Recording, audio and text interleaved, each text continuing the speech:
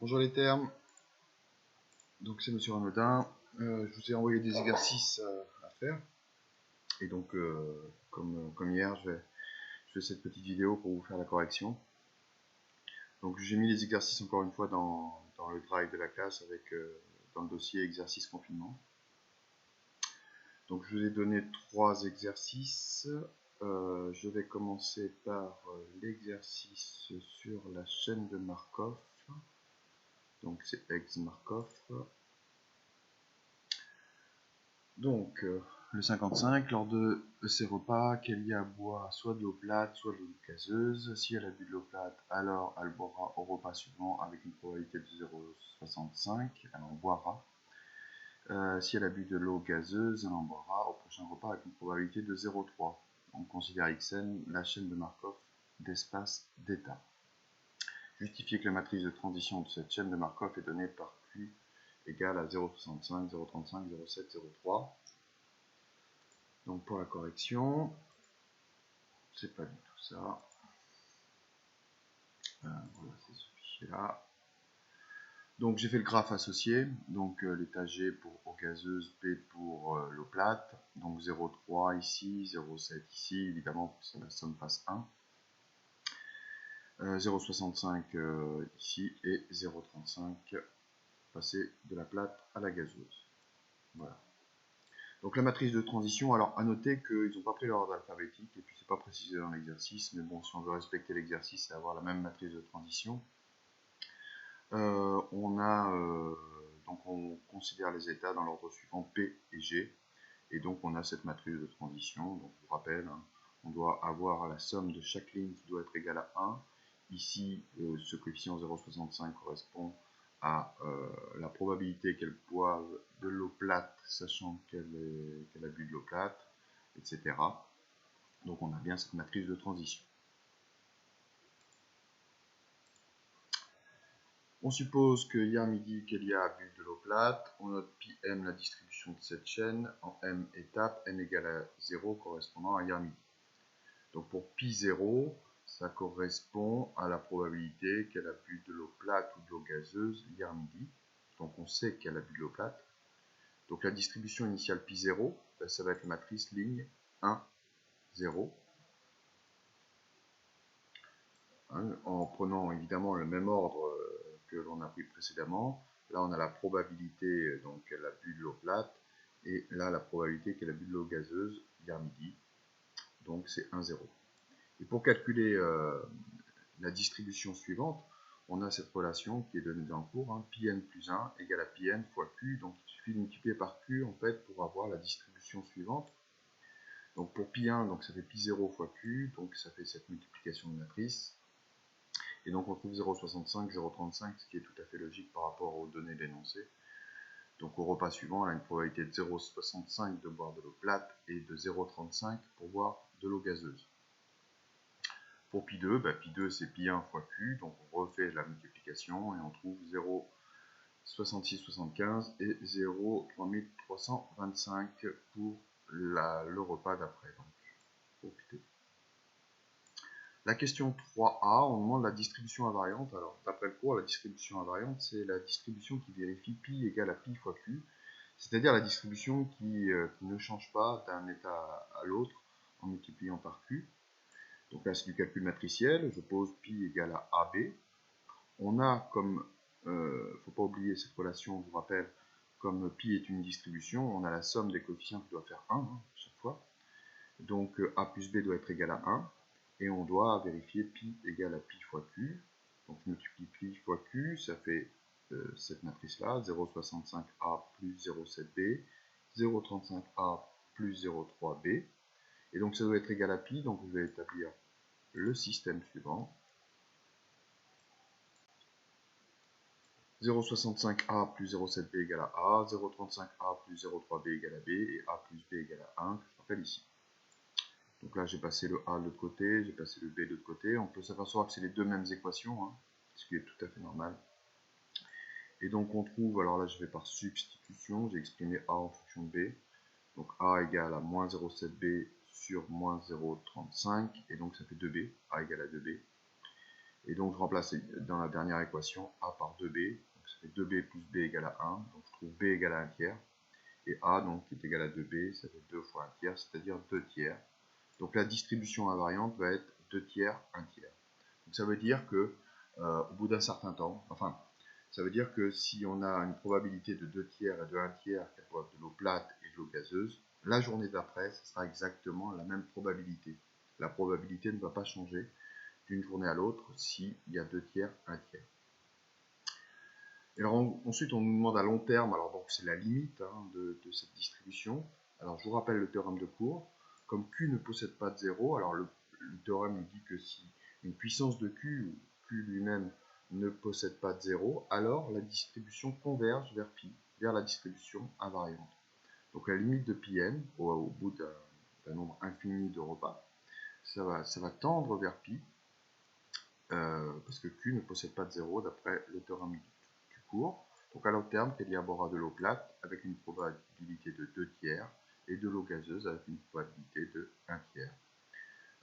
Donc elle boira plus d'eau plate à long terme que d'eau gazeuse. Voilà pour ce petit exercice de révision sur les chaînes de Markov. Alors ensuite, je vous ai donné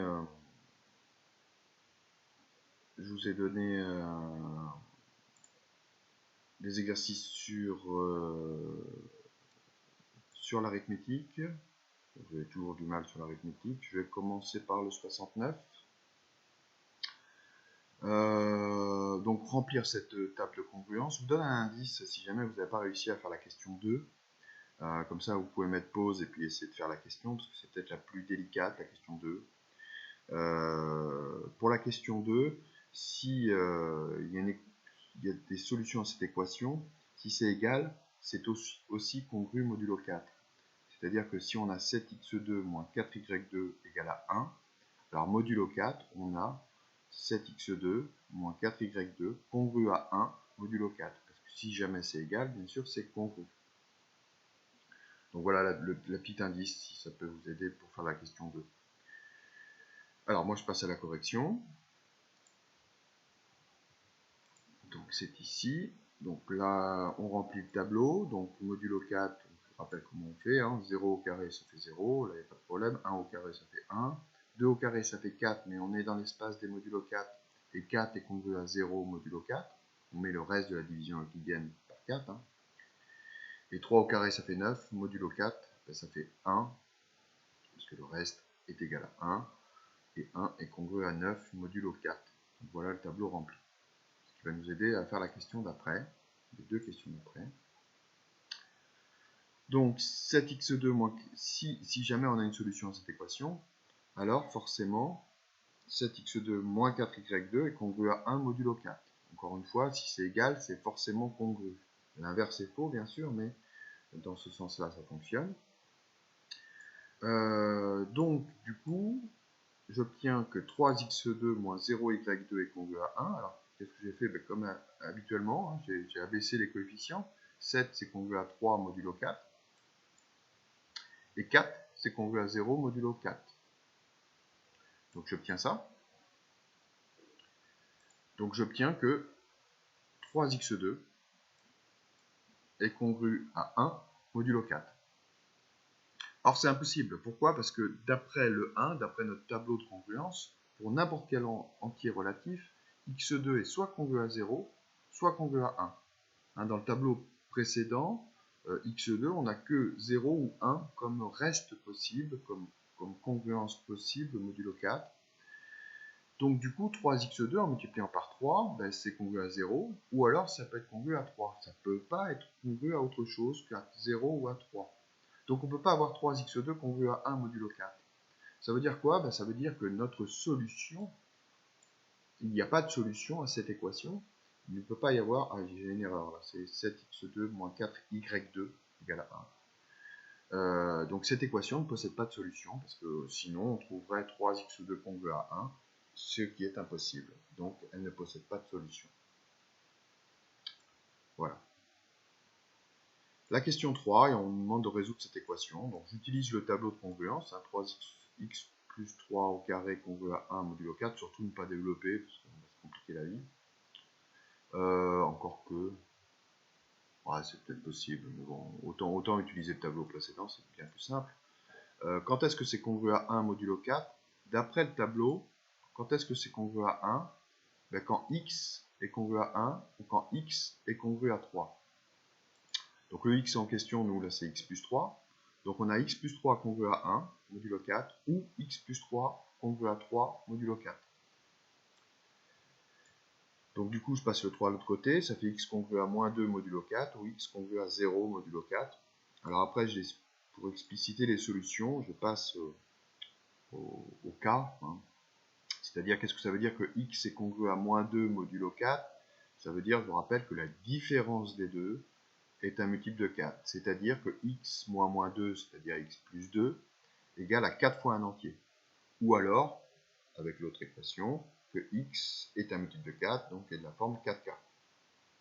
Donc ici, on a deux possibilités, soit x est congru à 4k, soit x est égal à 4k moins 2, ou x égale à 4k, avec k entier relatif.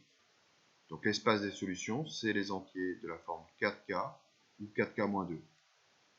Si on explicite les termes, on s'aperçoit que ça correspond au nombre pair. On peut le mettre sous cette forme-là aussi. Hein. Si je remplace k par des entiers, j'obtiens moins 2, 0, 2, 4, 6. Donc ce sont les nombres pairs qui sont solutions de cette équation-là, et pas les autres. Donc voilà pour la résolution de cette équation. Et un dernier petit exercice sur l'arithmétique, encore une fois. Donc c'est un vrai faux, c'est celui-là. Justifier si c'est vrai ou faux.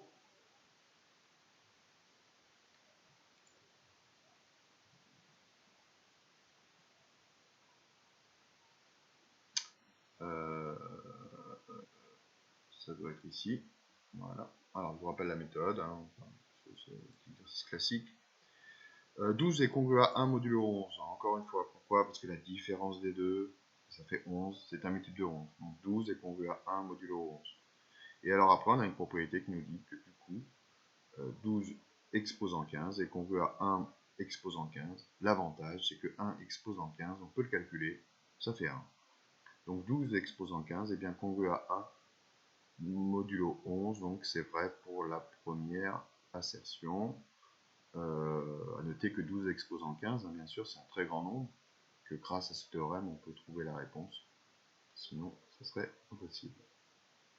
La même méthode pour 77 modulo 13. Alors 77 modulo 13, peut-être que vous avez été bloqué parce que vous avez peut-être trouvé 12. Mais 12 exposant 15, après je vais être bloqué. Alors l'astuce, c'est de dire que c'est congru à moins 1 aussi modulo 13. Quand vous tombez sur un nombre qui est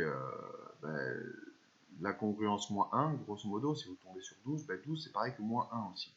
Et l'avantage de moins 1, c'est qu'on peut calculer des puissances de moins 1 facilement. Donc 77 est bien congru à moins 1 modulo 13, je l'ai détaillé ici, encore une fois, car la différence des deux est un multiple de 13, ça fait 78 qui correspond à 13 fois 6.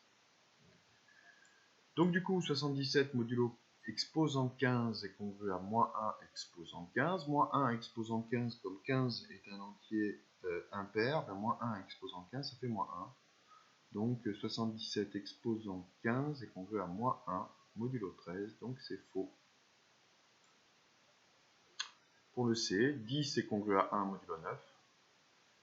Donc 10 exposant 7 est congru à 1 modulo à 1 exposant 7, modulo 9. Et donc 10 exposant 7 est congru à 1, donc c'est faux. Vous avez, dans la correction, dans l'exercice, vous avez mis moins 1, donc c'est faux. Et enfin 99, alors même astuce, 99 est congru à moins 1 modulo 10. Encore une fois, la différence des deux fait 100, donc c'est un multiple de 10, donc 99 est bien congru à moins 1 modulo 10.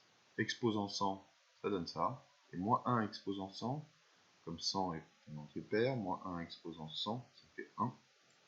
Et donc 99 exposant 100, qui est un nombre énorme, est congru à 1 modulo 10. Et donc c'est vrai.